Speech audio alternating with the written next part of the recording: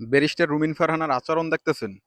মানে ৫ আগস্টে শেখ হাসিনা পালানোর পরে ও যেরকম একটা হতাশ এবং হচ্ছে বিষণ্ণতার ভিতরে কাজ করে, কষ্ট কাজ করে। মানুষ আছে না যে অনেক কিছু ধরেন আপনি আমি কিছু একটা হারিয়ে ফেললে বা কিছু একটা মনে চাই নাই মানে অনাকাঙ্ক্ষিত একটা ঘটনা ঘটে গেলে যে একটা আপসেট লাগে, একটা ডিপ্রেশন মানে একটা কষ্ট লাগা সেই রকম কিন্তু একটা প্রকাশ পাইতেছে ওর সকল ভাব ভঙ্গিমায়।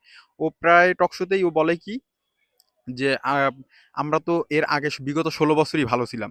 আরে নর্তকী নষ্ট বেজন্মা তোরা তো ভালো থাকবি কারণ তোরা তো সুযোগ সুবিধা ভোগ করে এতদিন চলছিস। ফ্ল্যাটের প্লটের জন্য আবেদন করছিস তোর আম্মা শেখ হাসিনার কাছে। তারপর যত সরকারি সুযোগ সুবিধা আছে তোরা সেইগুলা মানে দালালি করে সবকিছু করছিস। তো তোরা ভালো থাকবি না তাকে ভালো থাকবে। কিন্তু বাংলাদেশের মাজলুম যে ১৬ কোটি জনগণ তারা তো মাজলুম ছিল। তাদের উপর তো জুলুম হয়েছিল। এখন মানে ওরা আসলে মেনে নিতে পারতেছে না। এরকম বিএনপির ভিতরে ঘাপটি মেরে থাকা প্রো আওয়ামী লীগ, আওয়ামী লীগের থেকেও বড় আওয়ামী লীগ অনেক কিছু আছে, অনেক লোকজন আছে যারা হচ্ছে অনাকাঙ্ক্ষিত ঘটনা ঘটে গেছে তারা আসলে তারা মুখে মুখে অনেক কিছুই বলছে, টকশোতে বলছে, এখানে যে কোনো কোনো বলছে আওয়ামী লীগের বিরুদ্ধে। আসলে অন্তরে সে কখনোই চায় না যে আওয়ামী লীগের পতন হোক বা এই হোক, ঠিক আছে না? কিন্তু এখন অনাকাঙ্ক্ষিত ভাবে এখন দেখা যায় আওয়ামী লীগের ফেলাই দিছে বা আল্লাহ তালার রহমতে একটা সেই পরিমাণে বিপ্লব হয়েছে, অভ্যুত্থান হয়েছে।